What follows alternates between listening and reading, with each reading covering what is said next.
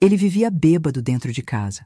O bafo dele, de álcool puro, perto de mim, era insuportável. Toda vez que ele bebia, eu já começava a ficar com medo do que aconteceria, porque meu marido tinha dois lados, um bom e sóbrio, e um demônio quando bebia. E o pior de tudo, esse mesmo homem que me aterrorizava de madrugada era o evangelista que a igreja inteira admirava. Meu nome é Lourdes, tenho 68 anos, moro em Três Lagoas, Mato Grosso do Sul. E durante 42 anos de casamento, eu vivi com um homem que pregava com poder no púlpito, mas que dentro de casa me destruía aos poucos. Hermínio era conhecido nos congressos, fazia multidões chorarem, corria pelos corredores com a Bíblia na mão, mas essa mesma Bíblia muitas vezes cheirava a pinga. E essas mesmas mãos que ungiam enfermos, em casa, me machucavam de um jeito que ninguém via. Ele voltava de madrugada cambaleando, vomitava no chão, me xingava, me usava como se eu fosse um objeto. E no dia seguinte, subia no altar como se nada tivesse acontecido. E eu limpava o vômito, eu calava a boca, eu orava escondida no quintal. Eu acreditava que se eu aguentasse tudo calada, Deus ia honrar minha paciência e salvar o ministério dele. Mas não foi isso que aconteceu. Num domingo à noite, numa igreja quase vazia, Deus levantou uma irmã idosa de 79 anos, e ela disse uma palavra que mudou tudo. Basta. Mas antes de continuarmos, eu quero saber, de onde você está assistindo este vídeo? Comente aqui embaixo. Queremos contar esta história a mais pessoas ao redor do mundo. Quem sabe alguém está passando por isso agora mesmo e precisa de um alerta de Deus. Se inscreva no canal, ative as notificações e compartilhe este vídeo para que mais pessoas despertem. Três Lagoas é uma cidade pequena. Todo mundo conhece todo mundo. E quando você é esposa de evangelista, então você vira vitrine. As irmãs te observam na igreja, reparam no seu vestido, no seu cabelo, no jeito que você canta. Querem saber se você ora de verdade, se você é submissa, se você honra o ministério do seu marido. Eu sempre fui tudo isso.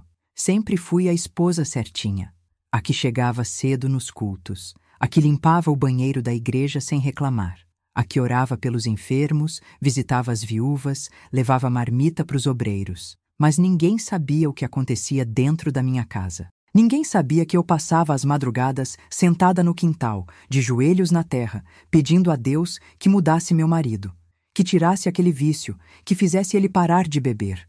A nossa casa era simples, 3 quartos, uma varanda pequena na frente, um quintal de chão batido nos fundos. Era ali, naquele quintal, que eu mais orava, porque dentro de casa eu não tinha paz. Hermínio começou a beber uns 15 anos atrás. No começo, era só nos finais de semana. Depois de algum congresso, alguma vigília pesada, ele dizia que precisava relaxar, que era só uma cervejinha, que todo mundo bebia. Eu não gostava, mas deixava passar. Afinal, ele ainda pregava bem, ainda era usado por Deus, ainda fazia a obra. Mas com o tempo, a bebida foi aumentando e o caráter dele foi mudando. Ele começou a voltar tarde, 2, 3 da manhã. Dizia que tinha ido visitar um irmão doente, que tinha ficado orando na igreja, mas eu sentia o cheiro. Eu via a camisa amarrotada, os olhos vermelhos, o jeito de andar torto. E quando eu perguntava, ele explodia. Me chamava de louca, de ciumenta, de mulher sem fé. Dizia que eu estava duvidando do ministério dele, que eu era fraca espiritualmente, que eu não entendia a pressão que ele sofria. Eu me calava, porque eu tinha medo. Medo de que ele me abandonasse, medo de que a igreja descobrisse, medo de que Deus me julgasse por não ter sido esposa suficiente. Então, eu limpava, eu orava, eu cobria, eu fingia. Quantas vezes eu arrumei a cama depois que ele vomitou nela? Quantas vezes eu lavei a roupa dele encharcada de pinga e perfume barato? Quantas vezes eu escondi as garrafas vazias no fundo do quintal antes que alguém da igreja aparecesse de surpresa? Eu me tornei cúmplice e nem percebi, porque eu achava que estava protegendo o ministério dele, achava que estava honrando a Deus, mas eu era morrendo por dentro. E a igreja? A igreja não via nada. Hermínio continuava pregando. Continuava sendo convidado para congressos, para aberturas de templo, para campanhas de avivamento. Ele chorava no púlpito, fazia o povo chorar junto, tinha unção na voz, tinha poder na palavra. E todo mundo dizia, que homem de Deus, Que servo ungido, que ministério tremendo. E eu, sentada no banco, olhando para ele lá em cima, só conseguia pensar: se vocês soubessem, se vocês vissem ele em casa, se vocês sentissem o cheiro dele quando ele chega, se vocês ouvissem as coisas que ele me fala. Mas eu não contava, porque esposa de obreiro não reclama, esposa de evangelista não expõe, esposa de homem de Deus aguenta calada e ora. Foi isso que me ensinaram, e foi isso que quase me matou. Tem gente que acha que o altar esconde tudo, mas Deus vê. Ele vê o homem que prega na sexta à noite e bebe na madrugada de sábado. Ele vê a esposa que sorri na igreja e chora no banheiro. Ele vê tudo, e o que ele vê, um dia ele revela. Hermínio tinha dois lados. O lado que a igreja conhecia era impressionante. Ele subia no púlpito e parecia outro homem. A voz firme, a postura ereta, a Bíblia erguida como uma espada. Ele pregava sobre santidade, sobre família, sobre fidelidade, sobre morrer para o mundo e viver para Cristo. E o povo acreditava, porque ele chorava de verdade, porque ele tremia quando orava, porque parecia que o Espírito Santo realmente estava ali, e talvez estivesse, porque Deus usa quem Ele quer. Mas isso não significa que Ele aprova tudo. Hermínio pregava com a Bíblia em uma mão e o orgulho no coração. Ele achava que podia enganar a Deus, que podia viver dois personagens, o santo no altar e o destruidor em casa. Mas dentro da nossa casa, ele era outra pessoa, completamente outra. Quando ele estava sóbrio, era frio, distante, mal falava comigo, passava horas trancado no quarto, lendo a Bíblia, preparando pregação, anotando revelações. Eu batia na porta para perguntar se ele queria almoçar e ele nem respondia. Às vezes abria a porta só para dizer: deixa o prato aí fora, como se eu fosse empregada, como se eu não fosse a mulher que dormia do lado dele há mais de 40 anos. Mas quando ele bebia, aí era pior ainda, porque o álcool tirava a máscara, e o que aparecia era um homem cheio de raiva, cheio de amargura, cheio de ódio. Ele voltava cambaleando, batendo nas paredes, derrubando cadeira, gritando sozinho. Às vezes chorava, dizia que ninguém o entendia, que a igreja só cobrava dele, que os pastores tinham inveja, que eu nunca fui esposa de verdade. Outras vezes ele ria, um riso estranho, sem graça, e começava a falar coisas horríveis. Dizia que eu era feia, que eu estava velha, que ele podia ter casado com mulher melhor, que as irmãs da igreja olhavam para ele com desejo e que ele podia ter qualquer uma. Eu ouvia tudo calada, porque eu não sabia o que fazer. Se eu reagisse, ele ficava pior. Se eu chorasse, ele debochava. Se eu saísse de perto, ele me seguia. E se eu tentasse dormir, aí vinha o pior. Ele entrava no quarto, deitava do meu lado e fazia o que queria. Não importava se eu estava cansada, não importava se eu tinha chorado a noite toda. Não importava se eu implorava para ele me deixar em paz. Ele dizia que era direito dele, que a Bíblia mandava a mulher se sujeitar ao marido, que eu não podia negar. E eu me sujeitava, porque eu não sabia que aquilo tinha nome. Eu não sabia que aquilo era violência. Eu achava que era obrigação, que era sacrifício, que era parte de ser esposa de homem de Deus. Mas toda vez que acontecia, eu morria um pouco por dentro. Eu me sentia suja, usada, vazia. E no dia seguinte, ele acordava como se nada tivesse acontecido. Tomava banho, se arrumava, pegava a Bíblia e ia pregar. E a Bíblia, aquela Bíblia que ele segurava com tanta autoridade no púlpito, muitas vezes ainda cheirava a álcool, porque ele a deixava jogada na mesa de canto, do lado das garrafas vazias, do lado das cinzas de cigarro, do lado da vida secreta que ninguém via. E eu olhava para aquela Bíblia e pensava: como pode? Como pode um homem usar a palavra de Deus para pregar e viver desse jeito? Como pode Deus permitir? Mas eu não entendia ainda que Deus não estava permitindo. Ele estava vendo e preparando o dia de dizer basta. Eu nunca contei isso para ninguém, mas durante muito tempo eu senti ódio, ódio mesmo, daqueles que queimam por dentro, que fazem você acordar de madrugada com o coração apertado, que fazem você olhar para o seu próprio marido e pensar coisas que uma cristã não deveria pensar. Eu olhava para ele dormindo e pensava: por que Deus não tira esse homem da minha vida? Por que Deus não manda um infarto, um acidente, alguma coisa? Eu sei que isso é terrível de se admitir. Eu sei que parece pecado, mas era o que eu sentia, porque eu estava cansada, cansada de limpar, cansada de perdoar, cansada de orar, cansada de ser forte. As pessoas acham que esposa de obreiro é guerreira, que aguenta tudo, que tem fé de sobra, mas ninguém pergunta se a gente está bem. Ninguém pergunta se a gente dorme à noite. Ninguém pergunta se a gente ainda tem forças para continuar. E eu não tinha mais. Teve uma noite que eu cheguei no limite. Hermínio tinha chegado de madrugada, completamente bêbado.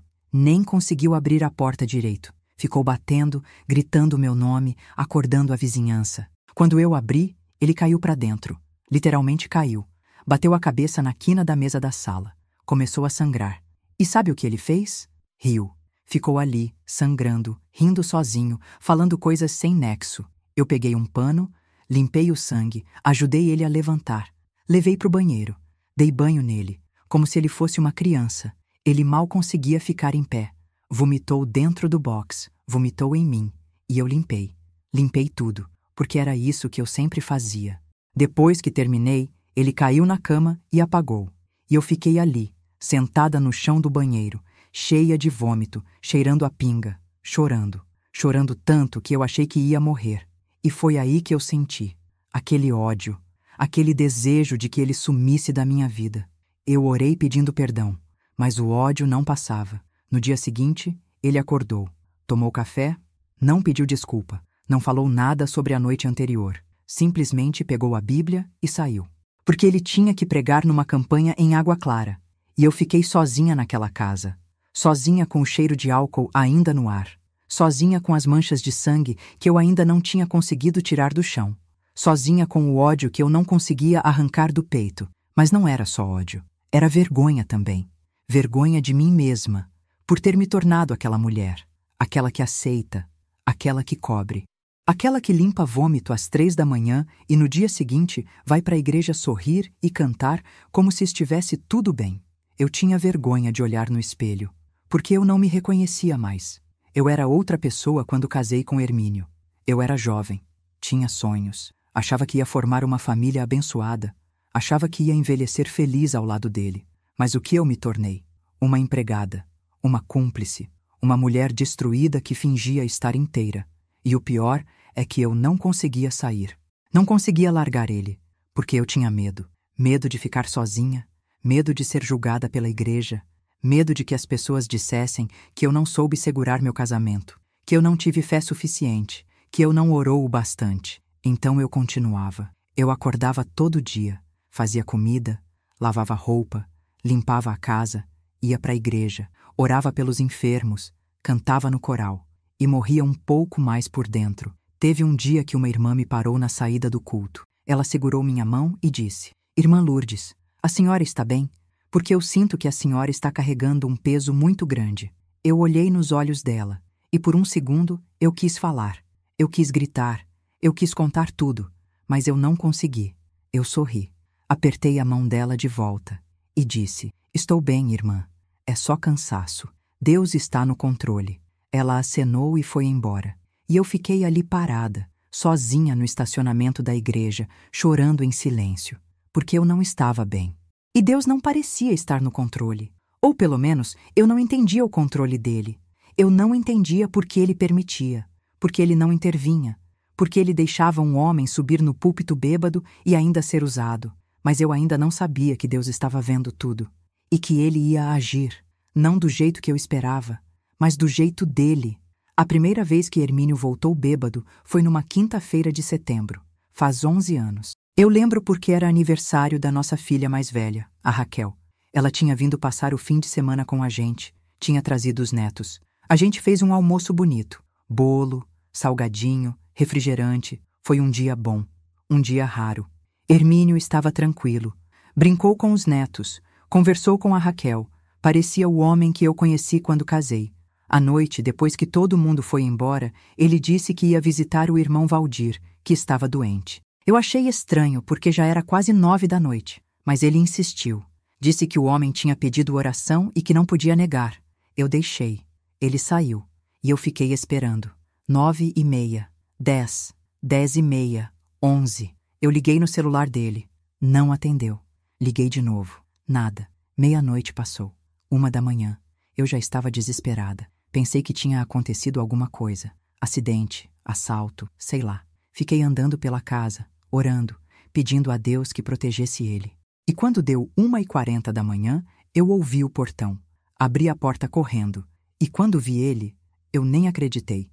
Ele estava cambaleando, segurando na parede, os olhos vermelhos, a camisa para fora da calça. E o cheiro. Meu Deus, o cheiro. Pinga misturada com cigarro. Eu fiquei parada ali, sem reação. Ele entrou tropeçando, olhou para mim e riu. Um riso torto, feio, e disse: "Que foi, mulher? Nunca vi o homem chegar em casa, não?" Eu perguntei onde ele tinha estado. Ele disse que tinha ido visitar o irmão Valdir. Eu falei: "O irmão Valdir mora do outro lado da cidade, e você está cheirando a bar." Ele mudou na hora. O riso sumiu. A cara fechou. Ele chegou perto de mim, apontou o dedo na minha cara e disse: "Você está duvidando de mim? Você acha que eu sou mentiroso? Eu sou evangelista, mulher. Eu prego a palavra de Deus. E você vem me questionar?" Eu tentei falar. Tentei dizer que estava só preocupada. Mas ele não deixou. Ele gritou.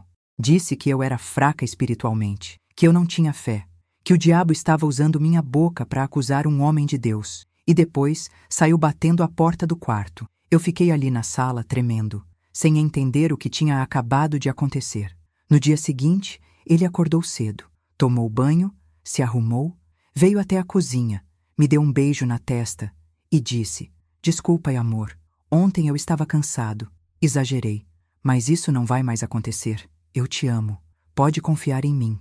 E eu acreditei, porque eu queria acreditar, porque eu precisava acreditar. Porque a alternativa era aceitar que eu estava casada com um mentiroso, com um homem que bebia escondido, com alguém que usava o nome de Deus para encobrir podridão.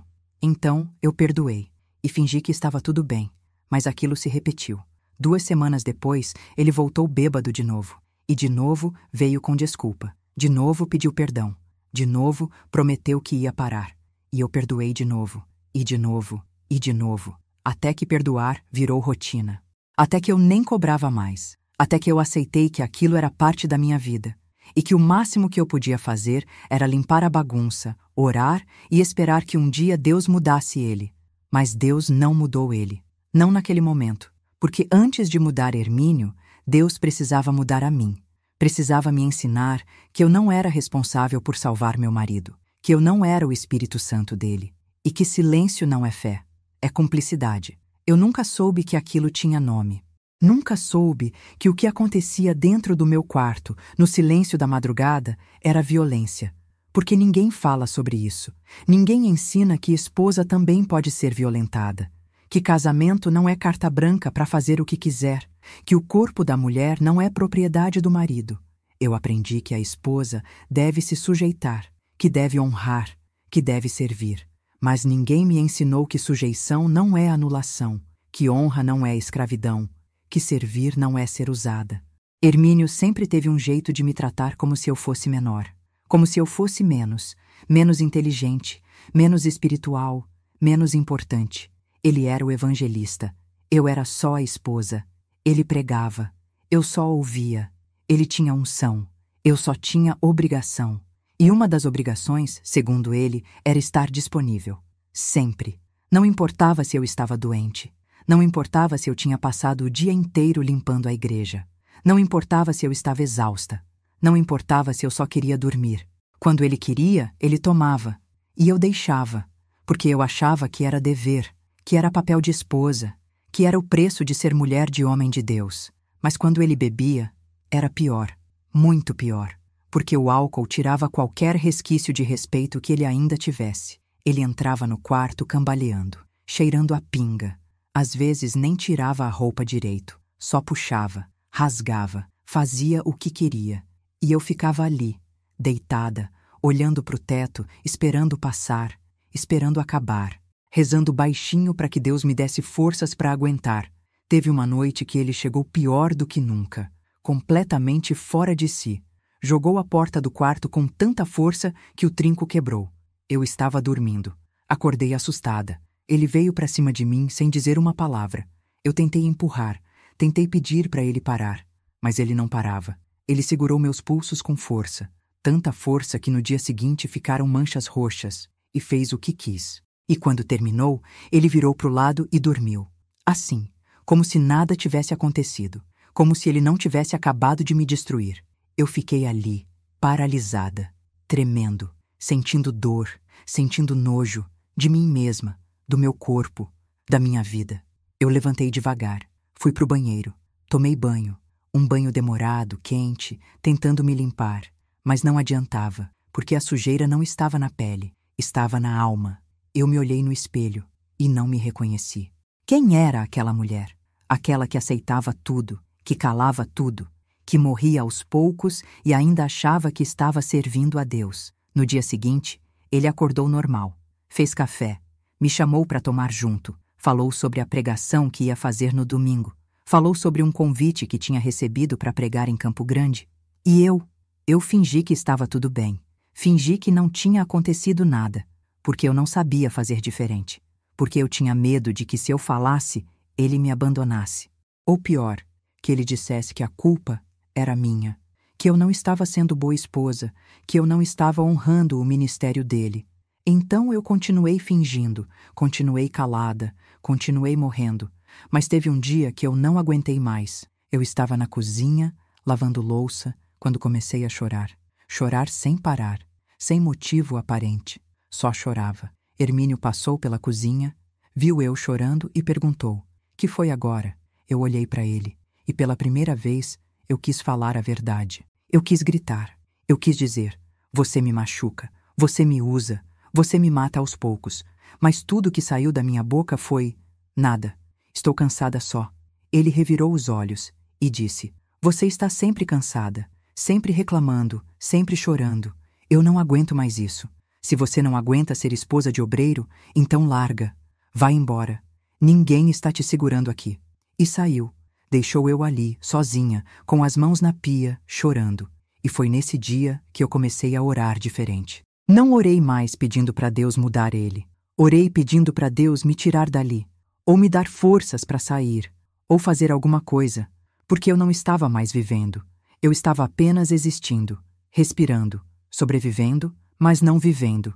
E eu ainda orava por ele, toda a madrugada, de joelhos no quintal, pedindo para Deus libertar ele do álcool, pedindo para Deus restaurar nosso casamento, pedindo para Deus usar ele de novo, porque eu ainda achava que o problema era o álcool, que se ele parasse de beber, tudo ia melhorar.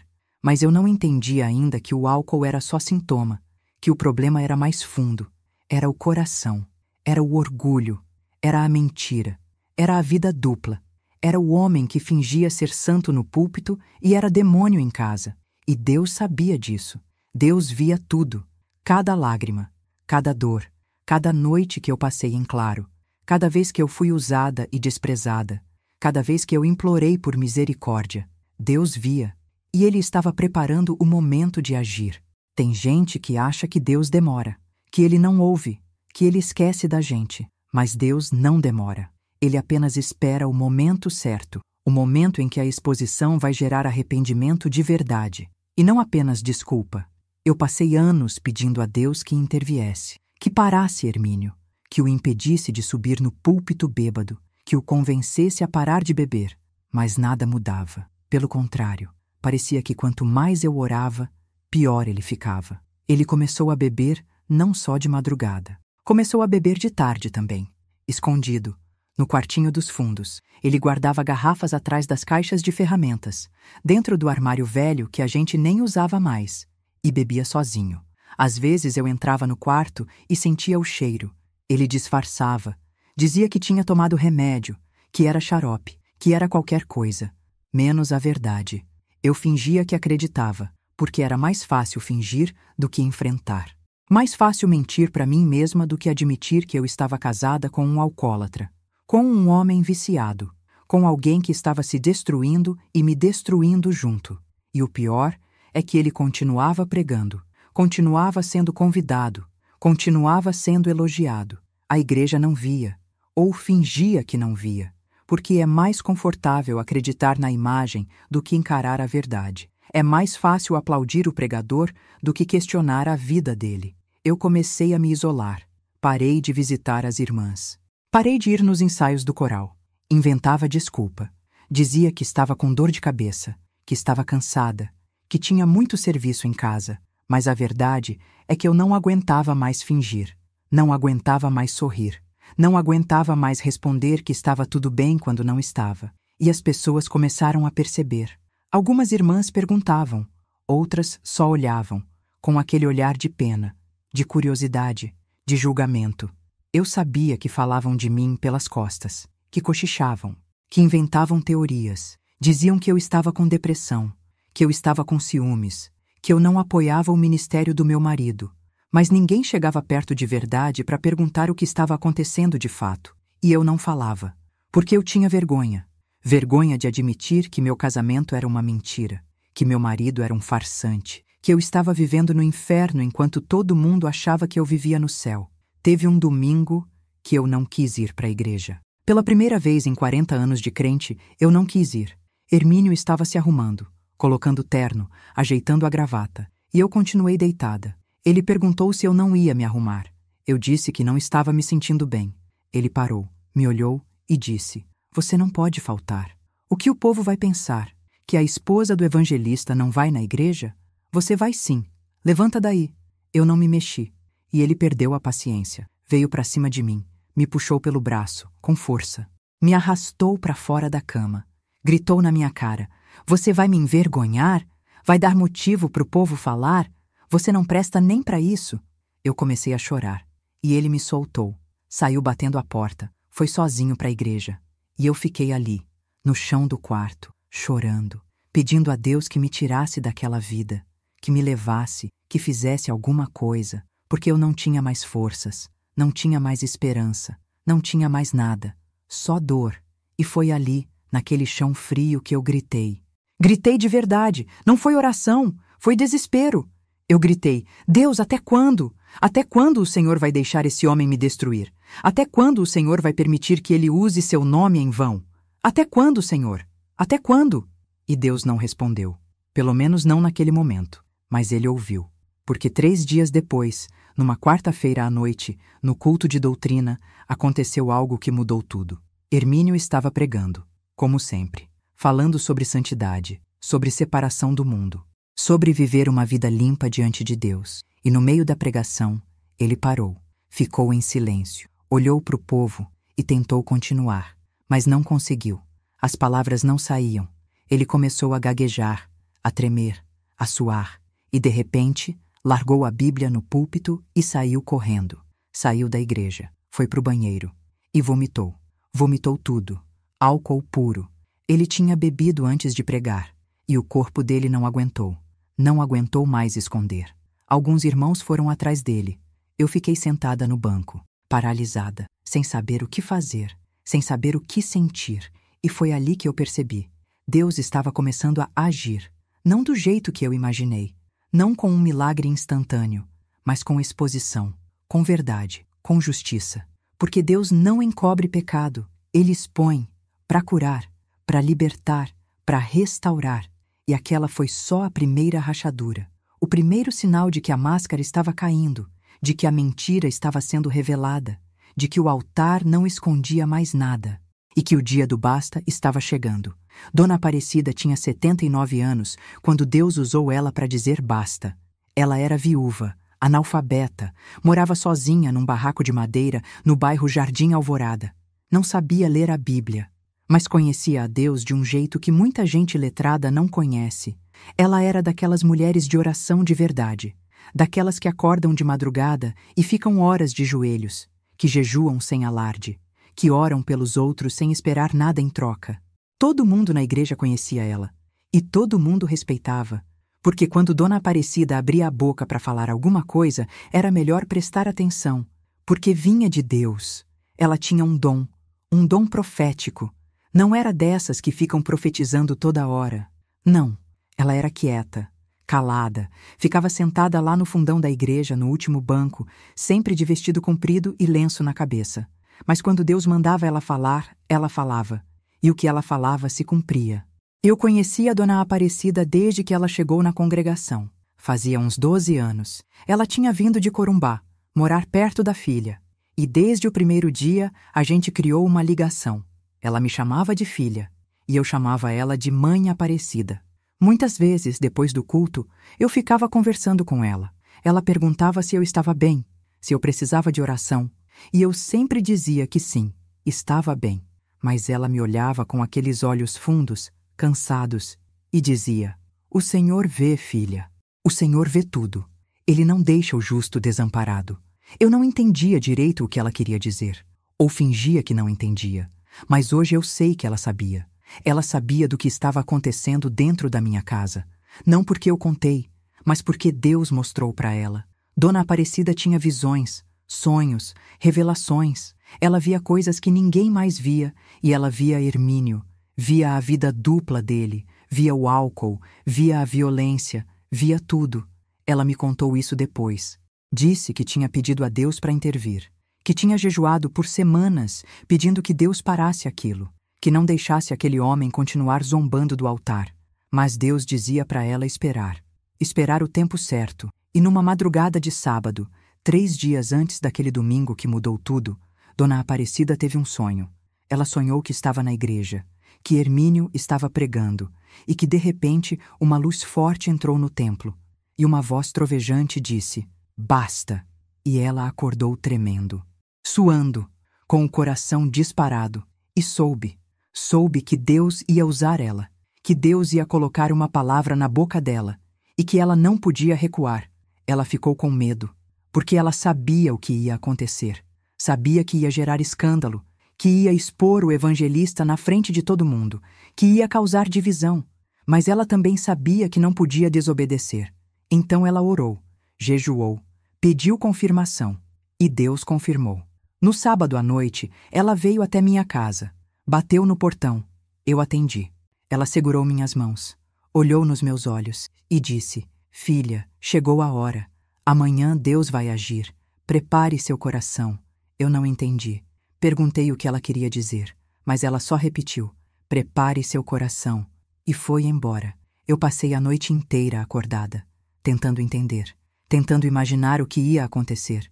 Hermínio nem estava em casa. Tinha saído de novo, não sei para onde.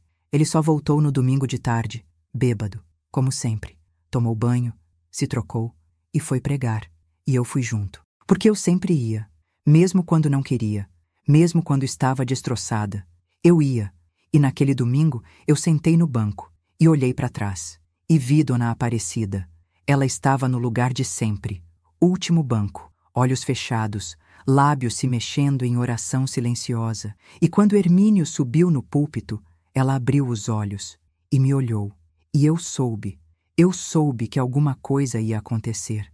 Naquele domingo à noite, a igreja estava vazia. Não tinha nem 30 pessoas. Era culto de doutrina. Domingo à noite sempre esvaziava. O povo preferia ficar em casa, assistir televisão, descansar. Só os mais velhos iam, os fiéis de verdade. E Hermínio estava lá na frente, de terno cinza, gravata azul, cabelo penteado, Bíblia na mão, parecendo um homem de Deus. Mas eu sabia a verdade. Eu tinha visto ele chegar em casa 2 horas antes, cambaleando, cheirando a pinga. Tinha visto ele vomitar no quintal, tomar banho às pressas, escovar os dentes 3 vezes tentando tirar o cheiro.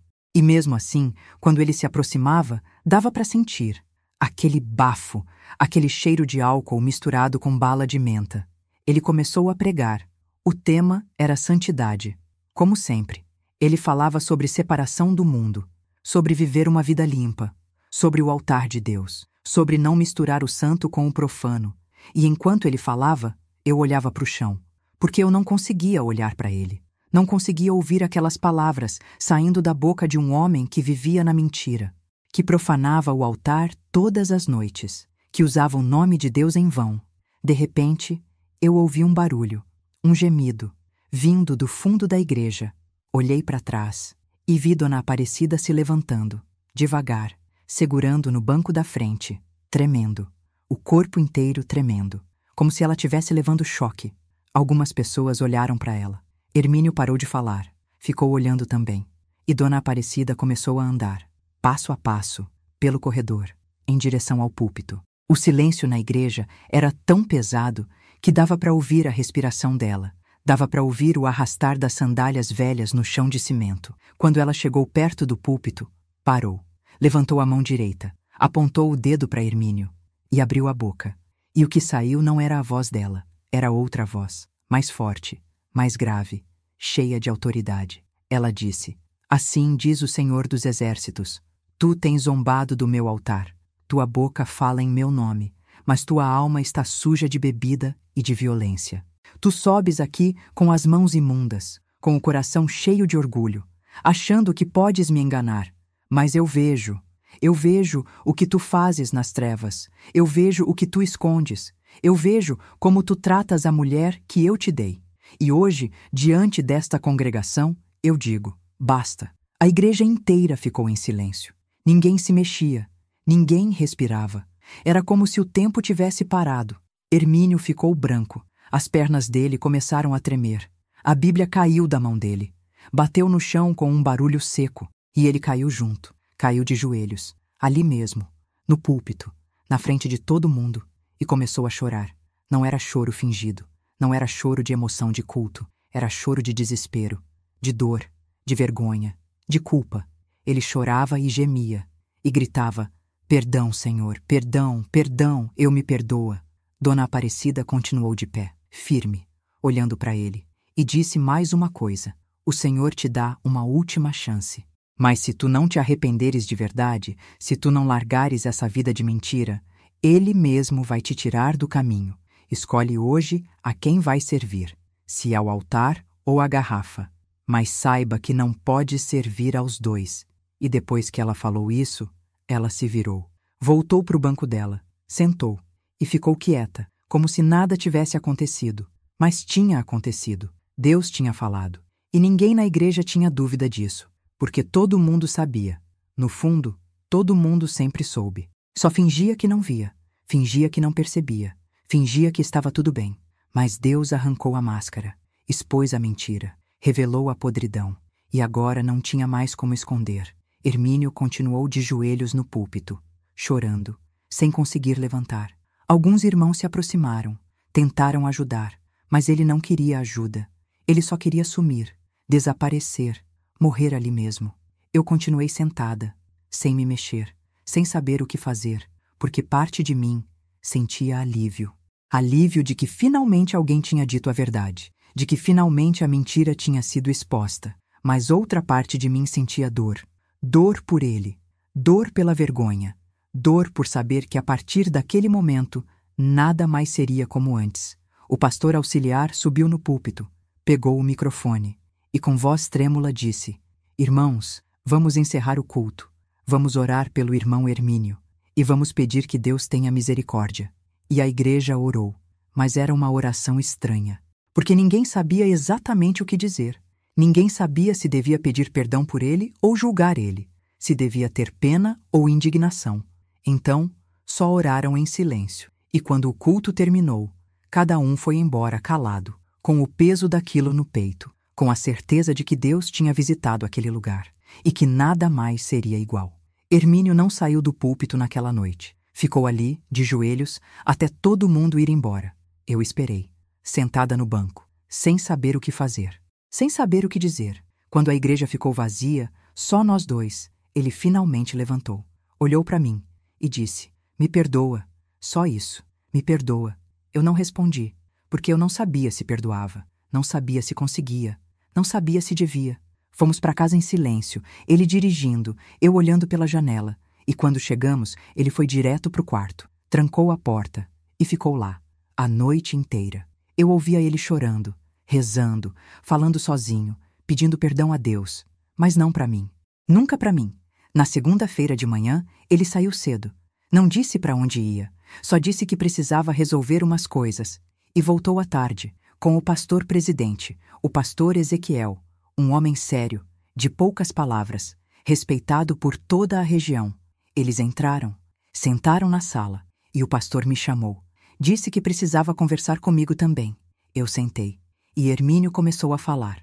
Começou contando tudo, desde o começo, desde a primeira vez que bebeu escondido, desde as mentiras, desde as visitas que nunca foram visitas, desde os bares, Desde as noites que ele voltava bêbado e eu cobria, desde as vezes que ele pregou embriagado. E depois ele contou o resto. O que ele fazia comigo, como ele me tratava, as agressões, as humilhações, os xingamentos, as noites em que ele me usou como objeto. E eu fiquei ali, ouvindo minha vida sendo contada por ele, ouvindo minha dor sendo exposta na frente de outra pessoa. E chorei. Chorei tanto que não consegui mais ouvir o resto. O pastor Ezequiel ficou em silêncio por um tempo. Depois olhou para mim e perguntou: Irmã Lourdes, é verdade tudo isso? Eu só consegui acenar com a cabeça. Sim, era verdade. Tudo. Cada palavra. Cada acusação. Cada horror. Ele respirou fundo, olhou para Hermínio e disse: Você não pode continuar no ministério. Você sabe disso, né? Hermínio baixou a cabeça e disse: Eu sei, eu não mereço nada. Eu envergonhei o Evangelho. Eu envergonhei a igreja. Eu envergonhei a Deus. E eu destruí minha esposa. O pastor continuou: Amanhã, no culto, você vai confessar isso publicamente, na frente de toda a igreja. Não vou deixar você fugir disso. Não vou deixar você esconder. Se Deus expôs, é para ser exposto. Para que todo mundo saiba. Para que ninguém mais seja enganado. E para que você aprenda que não se brinca com o altar. Hermínio concordou, sem resistir, sem tentar se justificar. E na terça à noite, no culto de doutrina, a igreja estava cheia. Muito mais cheia do que no domingo, porque a notícia tinha se espalhado. Todo mundo sabia que algo tinha acontecido. Todo mundo queria ver, queria ouvir, queria saber o que ia acontecer com o evangelista Hermínio. Ele entrou na igreja de cabeça baixa, sem terno, sem gravata, sem Bíblia, só de camisa simples e calça jeans. Subiu no púlpito, pegou o microfone e começou a falar. Disse que não merecia estar ali, que tinha enganado a todos, que tinha vivido uma mentira por anos, que bebia, que mentia, que agredia a esposa, que usava o nome de Deus em vão, que pregava a santidade, mas vivia em pecado, e que pedia perdão, perdão à igreja, perdão a mim, perdão a Deus. Disse que ia se afastar, que ia entregar o cargo de evangelista, que ia buscar ajuda, que ia se tratar, e que se um dia Deus ainda quisesse usar ele, seria pela misericórdia dele, porque ele não merecia mais nada. A igreja ficou em silêncio. Algumas pessoas choravam, outras estavam com raiva, outras com pena, e outras só olhavam, julgando, condenando, esperando ele cair mais ainda. O pastor Ezequiel subiu, tirou o microfone da mão dele e disse: Irmão Hermínio está afastado de todas as funções ministeriais a partir de hoje. Ele vai buscar tratamento, e a igreja vai orar por ele. Mas também vai orar pela irmã Lourdes, que sofreu calada por anos, que cobriu a mentira, que foi vítima, e que precisa de cura tanto quanto ele. E eu, que estava sentada lá na frente, senti todas as pessoas me olhando, algumas com pena, outras com curiosidade, e algumas com julgamento, como se eu também fosse culpada, como se eu devesse ter falado antes, como se eu tivesse permitido. E talvez eu tivesse, talvez eu fosse culpada também, por ter me calado, por ter coberto, por ter fingido. Mas eu não sabia fazer diferente. Ninguém me ensinou a fazer diferente. No dia seguinte, Hermínio fez as malas. Pegou poucas coisas, roupas, documentos, a Bíblia velha que o pai dele tinha dado quando ele foi consagrado a evangelista, e me disse: Eu vou me internar, numa clínica em Campo Grande, clínica cristã, para alcoólatras. Vou ficar lá o tempo que for necessário. Você não precisa ir comigo. Você não precisa me visitar. Você não me deve mais nada. Se você quiser se separar, eu entendo. Você tem todo o direito. Eu olhei para ele. E pela primeira vez em anos, eu vi um homem quebrado. Não o orgulhoso. Não o violento. Não o mentiroso. Mas um homem destruído, arrependido, envergonhado. E eu disse: Eu não vou me separar, mas eu também não sei se vou conseguir te perdoar. Não agora, talvez nunca, mas eu vou orar e vou esperar, porque eu ainda acredito que Deus pode restaurar o que está quebrado, mesmo quando parece impossível. Ele saiu, entrou no carro e foi embora, e eu fiquei ali, sozinha, na casa vazia, com o silêncio, com a dor, com a liberdade estranha de não ter mais que limpar vômito, de não ter mais que ter medo, de não ter mais que fingir, mas também com o vazio, com a solidão, com a incerteza de se ele ia voltar, de se eu queria que ele voltasse, de se um dia a gente ia conseguir recomeçar. Os primeiros dias sem ele foram estranhos. Eu acordava de manhã e esperava ouvir o barulho da porta do quarto, o cheiro de café, o som da televisão ligada, mas a casa estava em silêncio, silêncio completo, e eu não sabia se aquilo era paz ou solidão. Talvez fosse as duas coisas ao mesmo tempo. Eu não voltei para a igreja logo. Não consegui. Fiquei 2 semanas sem aparecer, porque eu tinha vergonha. Vergonha de olhar para as pessoas. Vergonha de ser a mulher do evangelista caído, a esposa que não soube segurar o marido, a vítima que todo mundo agora sabia que existia. Algumas irmãs me ligavam, perguntavam se eu estava bem, se eu precisava de alguma coisa, mas eu sempre dizia que estava tudo certo, que eu só precisava de um tempo. Dona Aparecida foi a única que veio até minha casa, sem avisar. Bateu no portão numa tarde de quinta-feira. Eu abri, e quando vi ela, comecei a chorar. Ela entrou, me abraçou, e não disse nada, só me segurou, e deixou eu chorar. Depois que eu me acalmei, ela preparou um chá. Sentamos na cozinha, e ela disse: "Filha, você não tem culpa. Você ouviu? Você não tem culpa. Você foi vítima. Você sofreu. Você aguentou o que ninguém deveria aguentar. E agora você está livre. Livre para se curar. Livre para recomeçar. Livre para ser você de novo." Eu balancei a cabeça, mas não acreditei muito, porque eu ainda não me sentia livre. Ainda sentia o peso, ainda sentia a culpa. Ainda ouvia a voz dele na minha cabeça dizendo que eu não prestava, que eu era feia, que eu não valia nada. Hermínio ligava uma vez por semana, da clínica, sempre no sábado de manhã. Ele contava como estava o tratamento, dizia que estava difícil, que ele passava o dia em terapia, em grupo, conversando com psicólogos, com pastores, com outros homens que também tinham vícios. Ele dizia que estava descobrindo coisas sobre ele mesmo, coisas que ele nunca tinha encarado, que o álcool era só sintoma, que o problema era mais fundo, era orgulho, era mágoa, era vazio. Eu ouvia, mas não falava muito, só perguntava se ele estava comendo bem, se estava dormindo, coisas básicas, porque eu não sabia o que mais dizer. Não sabia se devia perguntar se ele sentia minha falta, se ele realmente estava arrependido, se ele entendia o que tinha feito comigo. 1 mês depois, ele pediu para eu visitar. Eu hesitei. Não queria ir, não queria ver ele, mas o pastor Ezequiel me ligou. Disse que seria importante, que fazia parte do processo de cura dele, e minha também. Então eu fui. A clínica ficava em Campo Grande, numa chácara nos arredores da cidade. Tinha uns 15 homens internados, todos com problemas de álcool ou drogas, todos em recuperação. Quando eu cheguei, Hermínio estava esperando na entrada. Ele tinha emagrecido, o rosto mais magro, os olhos fundos, mais limpos, sem aquele vermelho de quem bebe, sem aquele olhar vazio. Ele me abraçou, e eu deixei, mas não retribuí. Sentamos num banco debaixo de uma árvore, e ele começou a falar.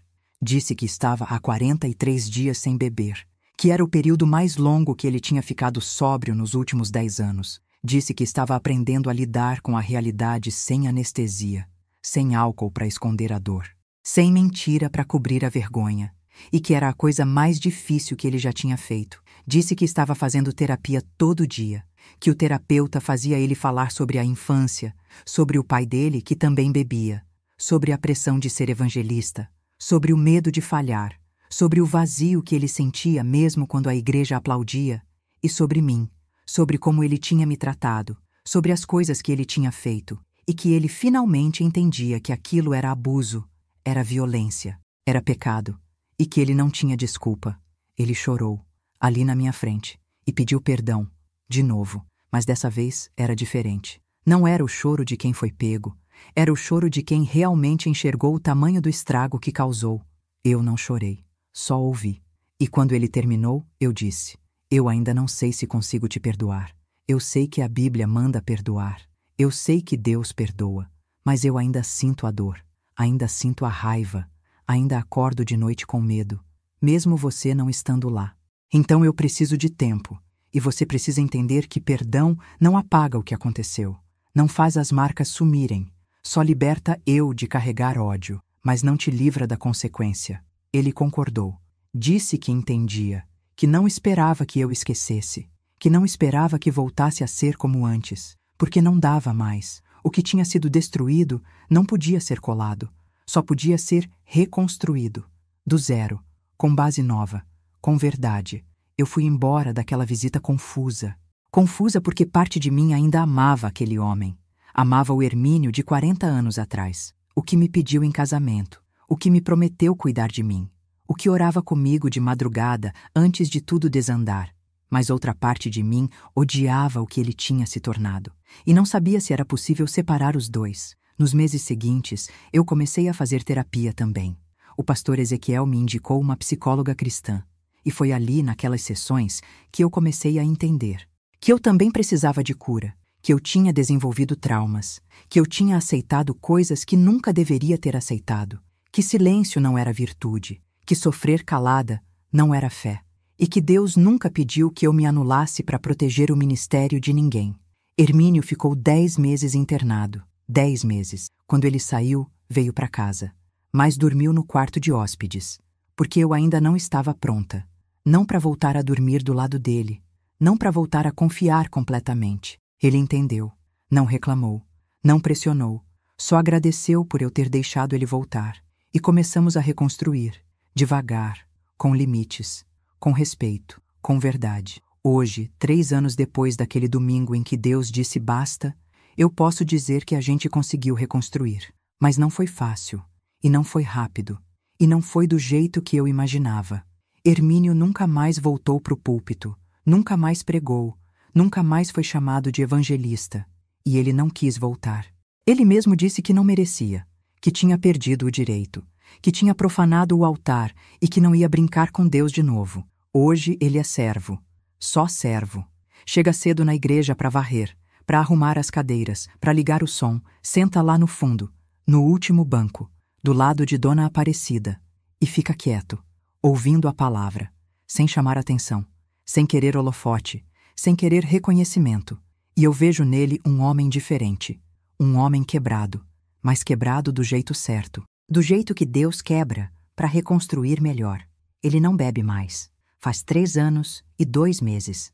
Ele conta os dias, não por orgulho, mas porque ele sabe que é luta diária, que o vício não some, só fica controlado, e que se ele vacilar um dia, pode cair de novo. Então ele vai em reunião de apoio toda semana, faz terapia todo mês, e ora muito, mais do que pregava antes. E dentro de casa ele é outro, completamente outro. Ele me trata com respeito, com cuidado, com carinho. Não me xinga mais, não me humilha mais, não me usa mais. Ele pede licença para encostar em mim. Ele pergunta se eu estou bem, se eu preciso de alguma coisa, se eu quero conversar. E quando eu não quero, ele respeita. A gente voltou a dormir no mesmo quarto faz 1 ano, mas foi decisão minha. Eu que disse que estava pronta. E mesmo assim, levou tempo para eu conseguir relaxar, para eu não acordar de madrugada com medo, para eu não travar quando ele se aproximava. Porque o trauma não vai embora só porque a pessoa mudou. O trauma fica, e precisa ser tratado, precisa ser curado aos poucos, com paciência, com terapia, com oração. Tem gente que me pergunta, Irmã Lourdes, como a senhora conseguiu perdoar? Como a senhora conseguiu ficar com ele depois de tudo? E eu sempre respondo, eu não sei se perdoei completamente. Eu acho que perdão é processo. Tem dias que eu olho para ele e sinto paz. E tem dias que eu lembro de alguma coisa e a dor volta. Mas eu escolho não deixar o ódio me consumir. Eu escolho não deixar a amargura me destruir. Porque eu já fui destruída o suficiente. E eu não vou deixar o passado roubar o meu presente. Mas eu também digo uma coisa, perdoar não significa esquecer. Não significa fingir que não aconteceu. Não significa aceitar de novo. Perdoar é liberar, é soltar, é entregar nas mãos de Deus. Mas isso não tira a responsabilidade de quem errou. Não apaga as consequências e não obriga a vítima a voltar.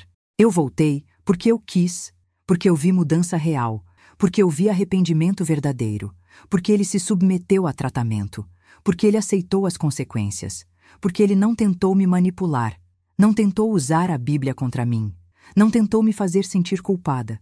Mas se ele não tivesse mudado, se ele tivesse voltado da clínica e continuado o mesmo, eu teria saído, porque eu aprendi que Deus não me criou para ser destruída, que casamento não é prisão, que aliança não é corrente, e que nenhum título, nem de pastor, nem de evangelista, nem de líder, dá o direito de maltratar. Eu uso minha história hoje para alertar outras mulheres, outras esposas, outras irmãs que estão vivendo o que eu vivi, que estão cobrindo, que estão caladas, que estão morrendo aos poucos achando que é sacrifício. Eu digo, não é sacrifício, é abuso. E Deus vê. Ele vê o que acontece dentro da sua casa. Ele vê como você é tratada. Ele vê as lágrimas que você chora escondida. E Ele não está satisfeito com isso, porque o Deus que eu sirvo não é cúmplice de violência. Ele é defensor da viúva, do órfão e da oprimida. E se você está sendo oprimida dentro do seu próprio casamento, Ele está do seu lado, não do lado do seu agressor. Mesmo que ele suba no púlpito, mesmo que ele pregue bem, mesmo que a igreja toda o aplauda, Deus não se deixa enganar, e chegará o dia em que Ele dirá, basta. Pode ser através de uma profecia, pode ser através de uma exposição, pode ser através de uma decisão sua de sair, mas Deus vai agir, no tempo dele, do jeito dele, e quando Ele agir, vai doer, vai ser difícil, vai gerar escândalo, mas vai libertar, porque a verdade liberta, mesmo quando dói. Hoje, quando eu olho para trás, eu vejo que Deus nunca me abandonou. Mesmo quando eu achei que Ele estava em silêncio, mesmo quando eu gritei, até quando, Senhor? Ele estava vendo, Ele estava preparando, Ele estava juntando as peças, e no momento certo, Ele agiu. Usou uma mulher de 79 anos, analfabeta, viúva, invisível para os olhos humanos, mas poderosa nos olhos de Deus, porque Deus não escolhe os capacitados, Ele capacita os escolhidos, e Dona Aparecida foi escolhida para ser a voz dele naquele dia. Ela faleceu ano passado, com 82 anos, em paz, dormindo. E no velório, Hermínio chorou mais do que eu, porque ele sabia que aquela mulher tinha salvado a vida dele. Tinha impedido ele de continuar no caminho da destruição. Tinha sido instrumento de Deus para dizer a palavra que ele precisava ouvir. Basta. Tem gente que acha que o altar esconde tudo, mas Deus vê. E o que Ele vê, um dia, Ele revela. Não para destruir, mas para curar. Não para envergonhar, mas para libertar. Não para condenar, mas para restaurar. E se você está assistindo este vídeo e está vivendo algo parecido, eu quero que você saiba. Você não está sozinha. Você não é fraca. Você não tem culpa. E Deus está vendo. E Ele vai agir. Confie, ore, busque ajuda. Não se cale, porque silêncio não é fé, é cumplicidade. E Deus não te chamou para ser cúmplice da sua própria destruição. Se esta história tocou seu coração, se inscreva no canal, deixe seu comentário aqui embaixo, contando de onde você está nos assistindo e compartilhe este vídeo. Tem alguém agora mesmo precisando ouvir que Deus vê, que Deus age e que o altar não esconde nada.